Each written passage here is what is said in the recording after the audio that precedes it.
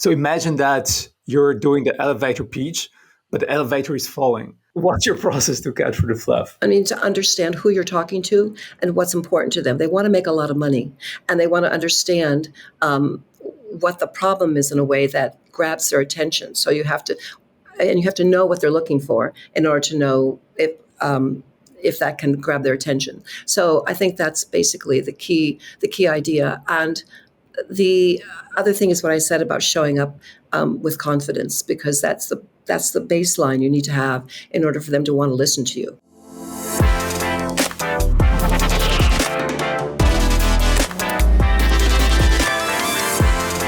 Welcome to the EU Startups Podcast. Sit back and enjoy the show hosted by Marcin Lewandowski. Hey everyone, this is Marcin Lewandowski and you're listening to the EU Startups Podcast. Today's guest has helped raise over $10 billion, worked with 3,500 founders, scientists, execs, and can spot a weak pitch faster than you can say Series A. Welcome to the Queen of Clarity, Beth Susanne. Beth, Yes. Welcome to the show. It's such a pleasure to have you here. Thank you. It's a pleasure to be here.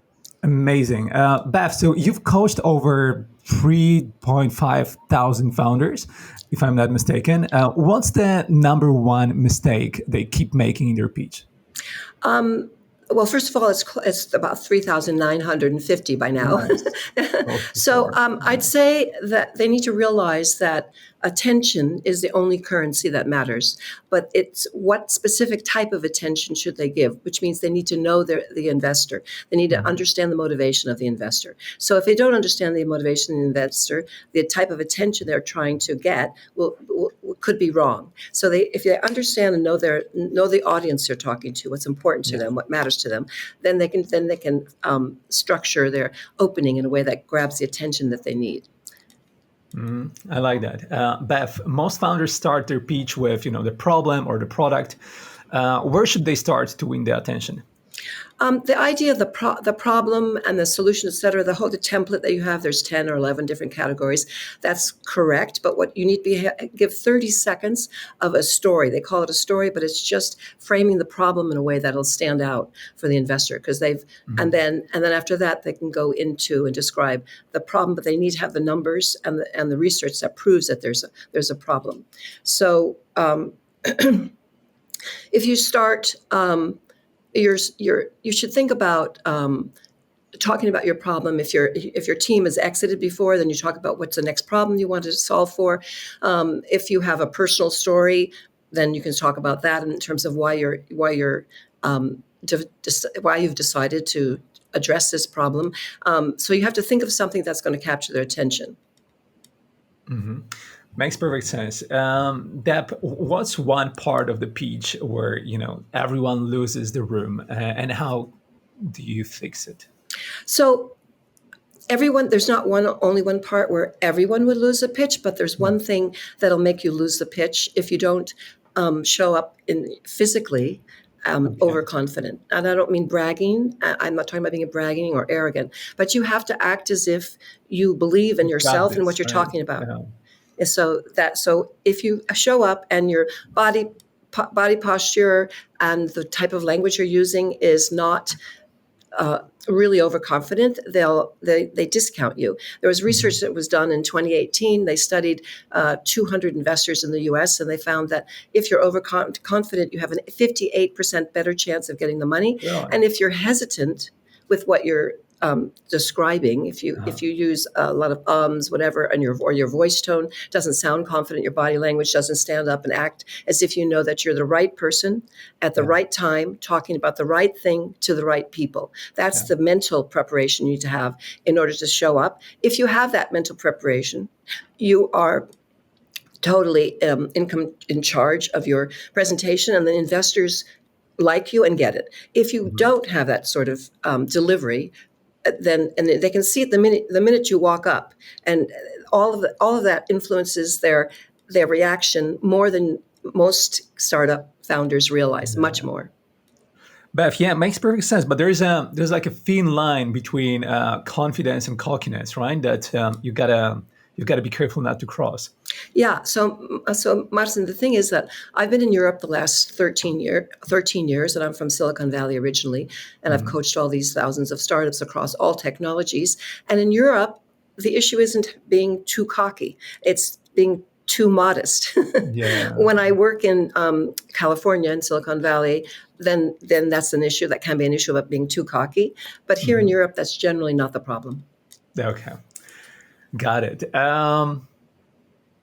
You help people raise millions, Beth. But what's one thing money can't fix in a bad pitch?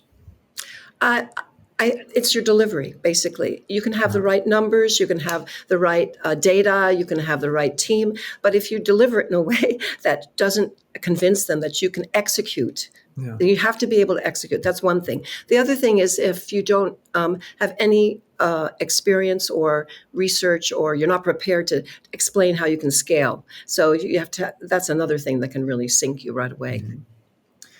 And I know that you've worked with, universities like Oxford, or so companies like Singularity, Disney. What's the wildest transformation you've seen in just 2 days? Well, I coached. He was a New York fintech guy from New York who had moved to Brazil, and he was designing a second stock exchange for Brazil. They only have one. They didn't have an alternative stock exchange. And he was studying at the MBA program in Oxford. So I went to Said Business School to meet with him. And he had a 40-page single-spaced business plan. He wanted yes. And that's all he had when we started. And he had... he was trying to raise $4 million, and he'd been trying for quite a while, unsuccessfully, a number of months. So he came and we designed the deck. There was about 15 slides, and the narrative and the delivery. And then I have a creative agency called Future Fables that I work with for the last 10 years, and they're dynamite at making sure that visually the design of the graphics supports your message, because the message is what counts, and the slides are there to support the message. Anyway, after 4 days, it was 4 days, not 2 days, because he started with a 40-page single-space business plan, as I mentioned, and most of my clients already have a deck, and I start helping them to edit the deck, and then it takes 2 days. But this took 4 days, and he raised the $4 million within 2 weeks when he got back. So really, that's amazing. Yeah.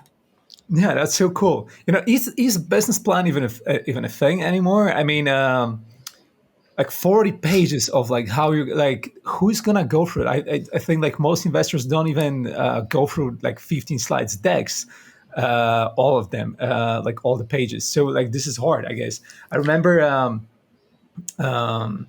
learning about how to pitch from when I was back in the university, from Guy Kawasaki's "The Only 10 Slides You Need in Your Pitch," which was like the first rule was always like first, like kind of. I remember our lecturers were telling us like first like come up with your pitch, then actually based on that pitch you can come up with more like bigger business plan. So like kind of the opposite of what you were saying here. Now I think these days, like pitch should be as crisp and as attractive as possible. No one probably even reads business plans. No, they actually don't read the business plan. And the fact is, they did a study in the U.S. of I think it was out of Harvard. There's 200 VCs, and they found that before COVID, they spent 3 minutes and 44 seconds on their pitch decks and reviewing the pitch decks. And then these are like, 10 to 15 slide pitch decks. And then after COVID, they only spend 2 minutes and 22 seconds. Even less, exactly. And even less. But actually, it's not the 10 to 15 slide. It's the 20 to 40 slide investor-ready pitch deck. So the longer decks that they get. So they spend just a few minutes. And they look at the financials at the back. They look at the team and who they are. And they look to see whether you have traction with your product. So that's what interests them. The other thing is that simplicity is key.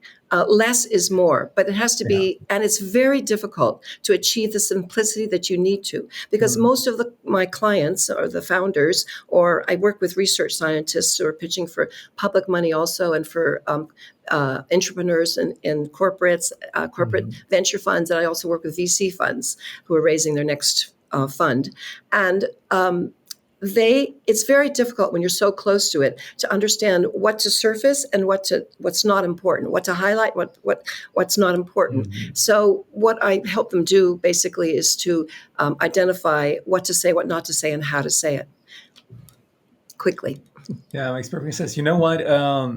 So I recently listened to one of the interviews from VCs from Silicon Valley, and they invested in some of the like generational companies that we have, like Uber, Airbnb, and the thing is about pitch deck even that none of them actually remembers what was the pitch deck of the company they invested in.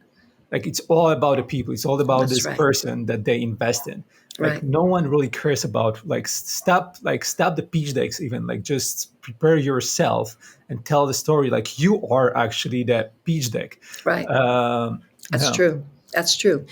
That's really true. That totally aligns with what I said earlier about, how you carry yourself. You have to Yeah. understand what to say, what not to say, and how to say it, so that they have a checklist in their mind, which you have to sort of address and make sure you cover the You have to hit checklist. those. Yeah. But who you are and how you deliver it really matters. There was Yeah. one company out of Lithuania. This was like 10 years ago when I was there working with startups, that they pitched the investors, and the investors said, look, we hate your product, but we really like the team, so go away and Mhm. find another product and then come back to us. So that's Yeah. an extreme example, but it's true. It's mentally they're assessing whether they want to fund you, because if they fund you, they're going to be working with you for years and It's years, a right? relationship. Yeah. Exactly. It's always it's the same saying always. Like a great team with, let's say, shitty idea, it won't fly. And I mean, great team with shitty idea actually will figure it out. Right. And if you have the greatest idea in the world and the team is not clicking, it's just not gonna work. Right. Beth, I don't know why. Keep wanting to call We me will Deb. cut those. So Call me finally, Deb. It's Beth. So actually, let's talk delivery, because we already mentioned that topic several times. How do you coach someone who is naturally flat or nervous on stage?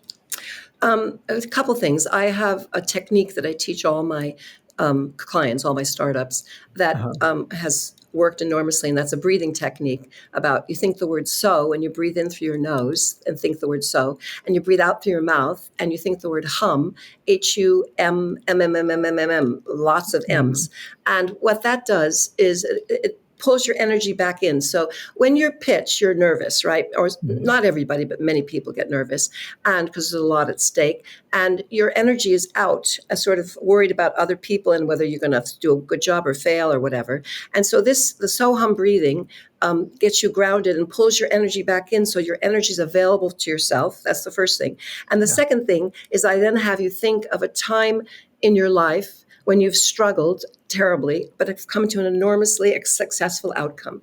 And that Mhm. outcome means, so you do the so-hum breathing, and then you think about this time you struggled, fast forward it to a successful outcome, so that when you Mhm. show up in front of the client or the founders or other founders, or the investors rather, Yeah. when you show up in front of the investors, you know that you're the right person at the right time, talking about the right thing to the right people. And once Mhm. you're clear about that, you're in great shape. Having said that, I've had clients who have a monotone, as you mentioned, totally flat, flat, flat, flat. And Yeah. they had a technology that was really transformative in the women's fertility field. And I had to coach them. And I part of the reason that I'm really effective with my clients, they transform, is that because the majority of them in 90 percentiles raise the money, Mhm. is because I've taken singing lessons, and I was a salsa dancer, and I used to teach salsa, and I used to Oh, perform, and nice. the singing lessons also allows you to Mhm. understand how to basically perform and show up differently and open your mouth much more loud, much more widely than you would in your native language. So in English, when we're performing, we drop our jaw. So I have them do that. And then I have a practice about when in singing lessons, they have you sing the scale from the bottom of your voice all the way to the top and then go back down the scale. So I privately work with these clients that are monotonous in their tone. And I work with them on all these different techniques that I've had. And because of the salsa dancing, when I was teaching, you have to sort of read the body. You have to see where they're holding energy, where they're more fluid, what's blocking them. And so I can see if it's even online, or I can see it also, but also in person, you can see exactly where they're holding, what's holding them back, and then how to loosen up their voice so that they actually can see the way to deliver it differently. One other thing is I have them think about a time in their life when they're really, really happy and excited about something, and their voice changes. It's not monotone then. So we have to have them, shift. It takes some work, but it's possible to change the way you speak, the intonation in your voice. And when I was in my 20s, my voice was an octave higher. And so no one took me seriously because I sounded like I was a 6-year-old little girl. So I trained my voice to be lower, right? So that I can be taken more seriously. So there's all sorts of techniques that I can use with people to help them change how they deliver. What you think about yourself in terms of this is how I am and I can't change is patently false. There are so many things you can change about yourself. There are attributes that you take on depending on what you think about. So so I teach them how to think differently, basically, and then I model it for them. Then they get to practice it, and when they have several times, and they're able to practice it, and they change. Sounds great, Beth. I wonder actually, how would you improve my performance? What do you think about me doing we had a chance to meet in Malta. I would love your feedback. I think you have your energy, and how you present yourself is very sort of upbeat and curious and positive. And when I was in Malta, you were looking me in the eye when you were talking. The only thing I would have done differently is that I don't know if you remember this, but you were leaning on this high table the whole time as if you were exhausted. Were you tired? Were you tired that night? I am all the time, Beth. It's like I have a 4.5-year-old daughter. Like I'm actually blinking like little naps for me still. I didn't recover from 2 years of not sleeping. Yeah. Yes. So I noticed that you were having trouble supporting your body weight, so you used the table. So I knew. I just think I should work out a bit more to build some muscle so I can put it all up. So that probably. Yeah. So that was one thing. The other thing is in English you have a native melody from your Polish, right? Yeah. So your English is really good. And in English we open our mouths more when you're performing, even when you're talking to me now, anytime you're meeting people. And so you have to open your mouth more so that you articulate the consonants more clearly when you're speaking. And you also tend to speak quickly, which is only fine if you articulate more clearly. Yeah. So sorry, you asked. No, we're going to cut this out. So no worries there. And after that, I'm just going to go and sign up for your class, Beth, and we're going to fix whatever needs to be fixed. Beth, speaking about, making people, imagine positive things and think differently. What do you think about visualization? Because visualization is... I think one of the topics that I got interested in recently, and there's like positive and negative visualization. Like top leaders and pro athletes in the world, they visualize things before they do them, and that helps them perform the top 1%. Right. So. What I was describing before about the Soham breathing, that's the first thing, to make your own energy available to yourself. And the next thing I suggested was that you think of a time, which is visualization, when you struggled and you think about all the factors, and then you think of how successful you were, and you fast forward all of that before you start to speak, so that that visualization sees yourself as powerful and successful. So that's one way to use it in your work life in terms of when you're presenting. Some people are very nervous about presenting, and I work with them also if it gets in the way of them actually wanting to present. But the visualization is super powerful. I'm here. I live in this beautiful place in Spain, just south of Barcelona, in a town called Sitges. I live on the beach, and I've been here 9 years. But how did I find this area? I had an image in my mind for 2 years before I moved here of living on the beach, right on the beach, with a promenade, a walkway, bougainvillea flowers down below, and a green patch of grass about a couple of stories up. So I'm looking down on the beach. And I went to Valencia. They didn't have that. I went to Barcelona. Didn't have that. I came to Sitges. They had lots of along the beach sort of living. But this is where I live is exactly that. It's amazing. And so visualization is very, very powerful. It really is. Even coming to Europe, moving from Silicon Valley 13 years ago, I put in all of these visualizations and a big vision board, it was called. And I made of the impact I'd have globally and everything. So it's all happened. Sounds awesome. Beth, you've worked with everyone, from medtech to AI. What's a pitch rule that works across all industries? Is there a pitch rule like that? I think you need to realize that it takes much more time to prepare than most people allow. So it takes 90 to 100 hours to prepare a pitch, a 5-minute pitch. Now, that doesn't mean 45 hours each of 2 weeks before you give your pitch. It's the iterations that you do over time. But people need to be aware that it takes a lot of time and energy to prepare before you give a pitch, no matter what. And no matter how many times you pitched before, like I've coached, I don't know, in the last 2 years, about 20 companies who are raising 20 million to 140 million.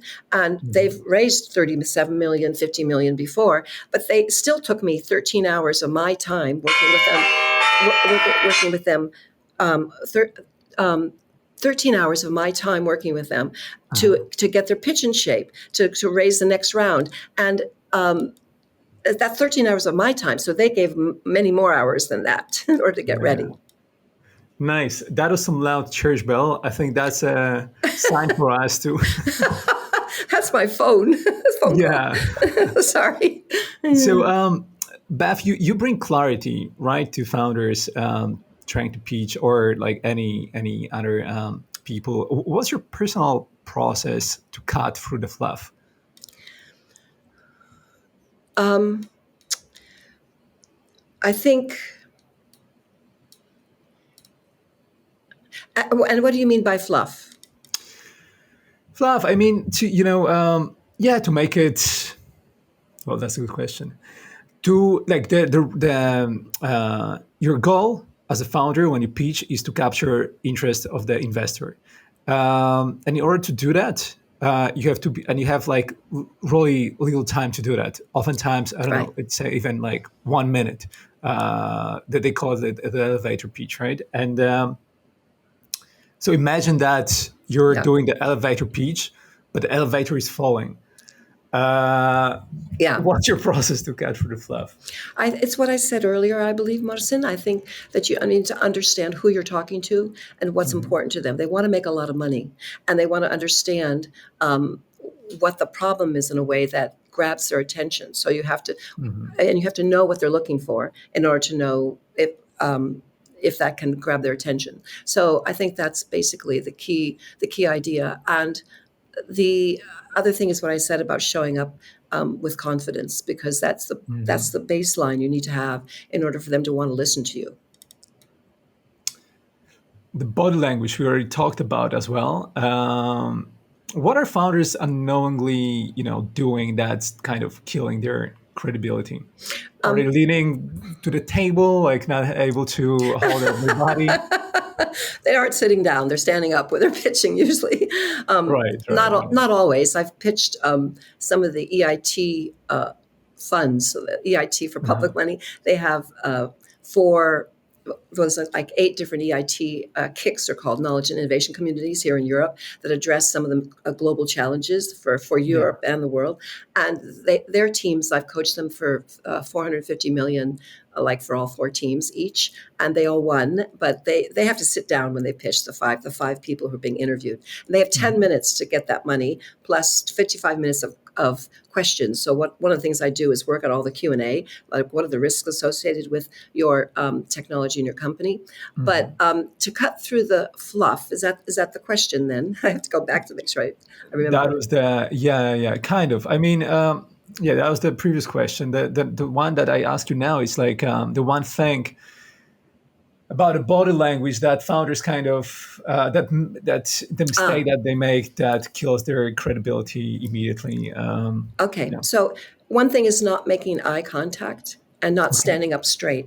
So one of the people who are tall, they earn I believe it's about 34% more than people who aren't tall in the world. It's not fair, but it's the way it is.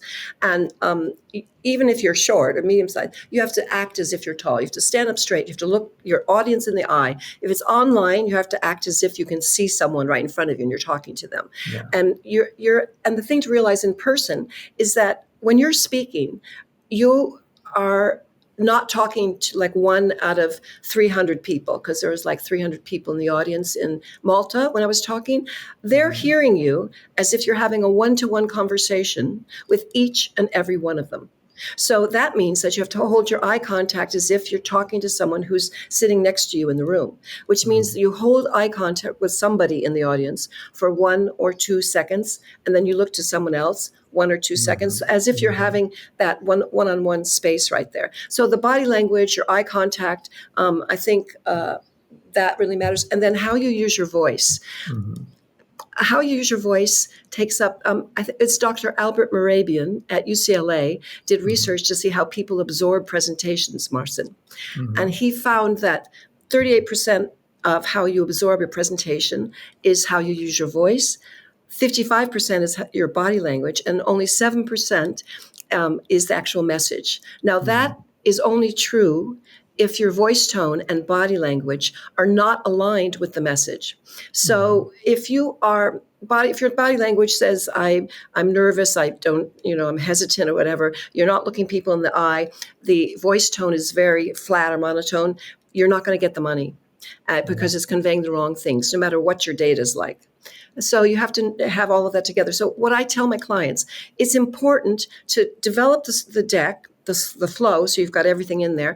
You have to develop the narrative very, very edited out. It has to be less is more. So you have to kill your darlings of things you want to say. Don't give them too much data, because you want to get to the deep dive, which is the next meeting. So it's the first meeting is usually if you have junior people there or you've already got the intro to more senior people, you still want to show up in a way that they want more and tell me more.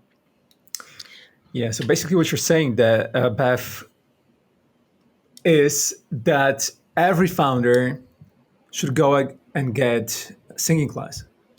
Singing and salsa dancing. Singing and salsa dancing, exactly. And actually go to the gym so they can hold up their body straight. That's right. That's right. Right? That's right. That would be a perfect recipe for oh, dear. You once, by the way, Beth, you once said, I extract the best from people. I read it somewhere. Really? Maybe it was... Maybe. I doesn't sound like me that I extract. No? I don't extract. Yeah. I regenerate. I reframe. Okay. I don't extract. What does, that actually look like in the room?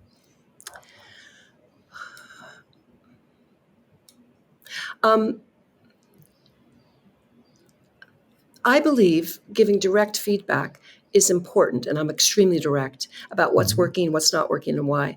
I don't believe in destroying people's egos or humiliating them, because I don't think you can learn that way or change. So I extract the best of people because I model it for them. I teach them what's working for them and what's not working and why. And then I give them opportunity to practice. So it's called deliberate practice, where you know what to do. They say that practice makes perfect, but that's not true, Marcin, if you don't know what to practice well. So once you understand what to do and why you're doing it, which is what I help the teams do, and what to say and what not to say, that the investor understands the value of what you're doing in the world. Then people show up. They're transformed. They show up totally differently. And the thing that I like is what I do with my clients is I help them understand the value that they're creating in the world. But it's a way to basically articulate every business conversation they have for the rest of their lives, or even personal conversations. And so we understand how to show up, what to say, what not to say, and how to say it so that people can hear your value. And one of the key things everybody wants is to have their value perceived and acted on. And that's what I help people do. Sounds really cool, Beth. Tell me, what's a pitch that gave you goosebumps? Marcin, that's really hard because I've coached almost 4,000 companies, and You have to have one. Come on. No, there is not what I. Maybe not out of those that you coached. Maybe I don't know.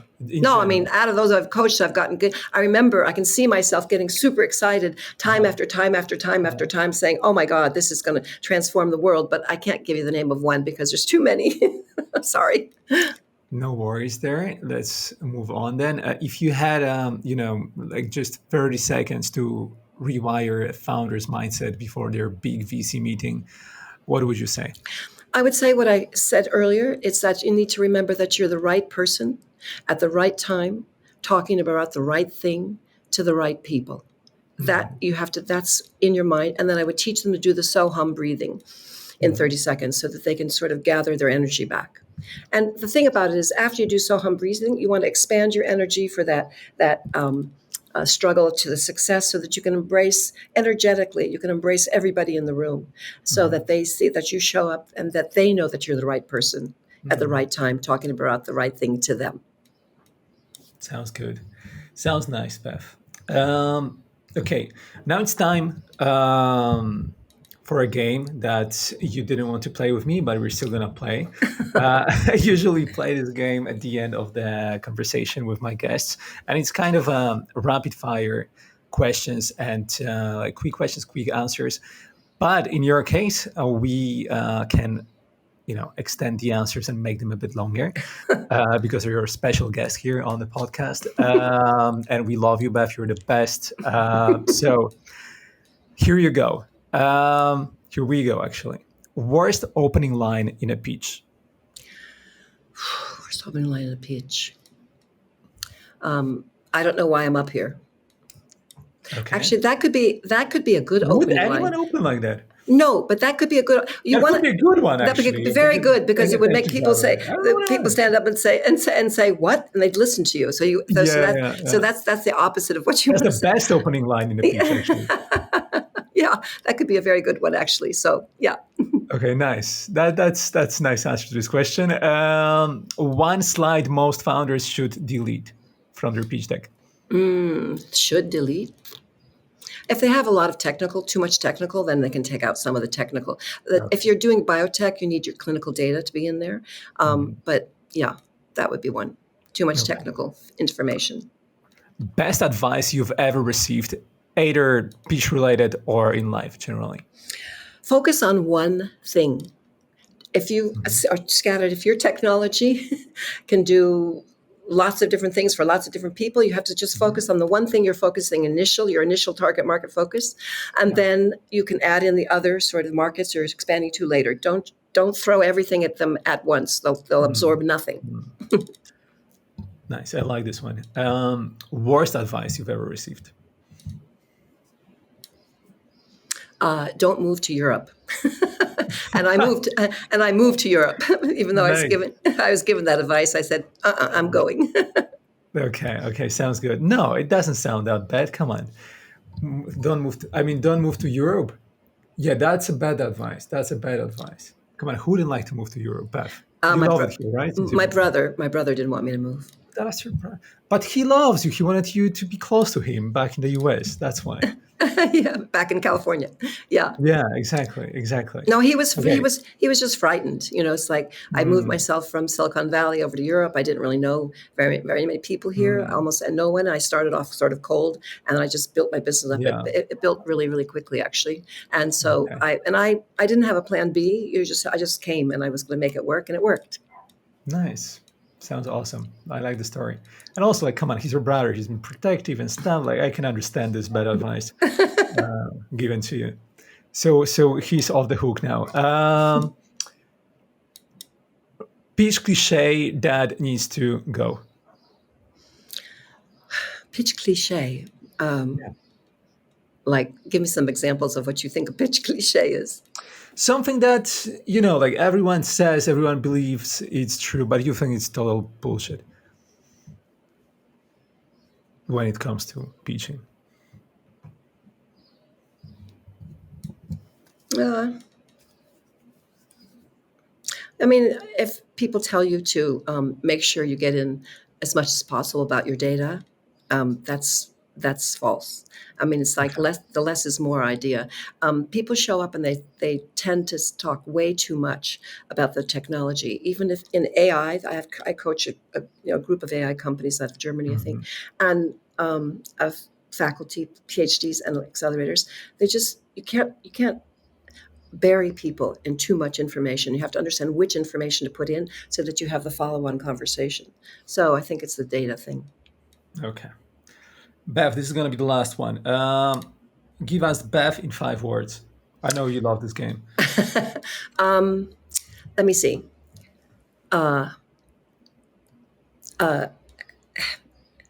It's going to be a little bit more than 5 words, but close.